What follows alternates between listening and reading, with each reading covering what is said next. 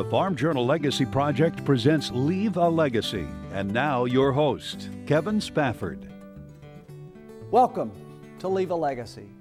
This show is dedicated to helping you achieve your succession dreams.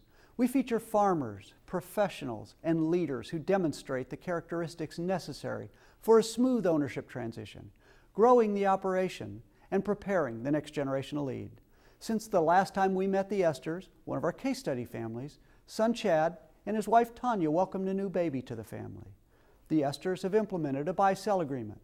Chad and brother Ryan have created an operating agreement, and they're refining their business plan. The family has taken steps to solve their estate tax issues. We're going to Central Illinois, where Clinton Griffiths will update us on the Esther family. At mid-season, the crop looks promising in the Esther's fields. It's a big job, and for Father Chet and sons Ryan and Chad, keeping up with nearly 5,000 acres near Beardstown, Illinois, takes constant communications.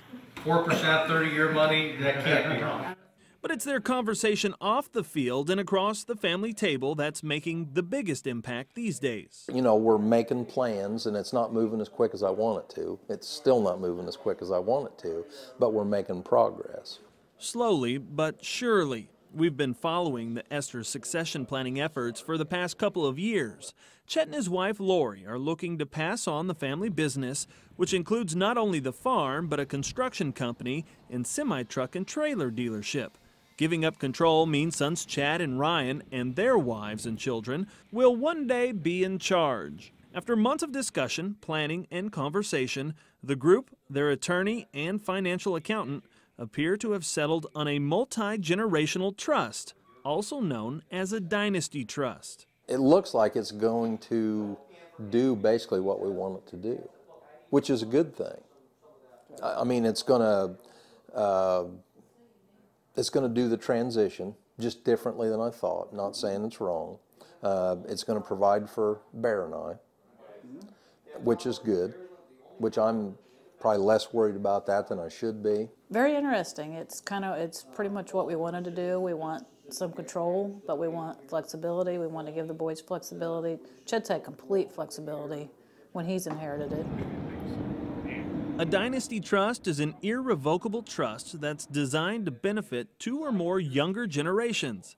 It's allowing the Esthers to do 5 key things: reduce the estate tax and protect the land for future generations, protect the assets from creditors of those in the trust, it excludes assets from divorce settlements, applies rules and conditions to how money is distributed, and it removes the land from the grantor's estate. If it sounds complicated, it is, and everyone has lots of questions. Okay, what's the negative side of this? What's it going to do?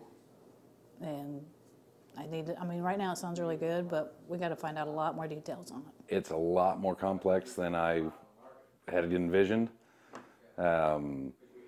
Not real sure about some of the stuff yet. I mean, I want a little more information and need to, still have some questions and things, but I think it is, it's what Dad wants. I can tell. I really think it's right on the path where he wants to go. I want them to understand it because this is going to directly affect them and their families.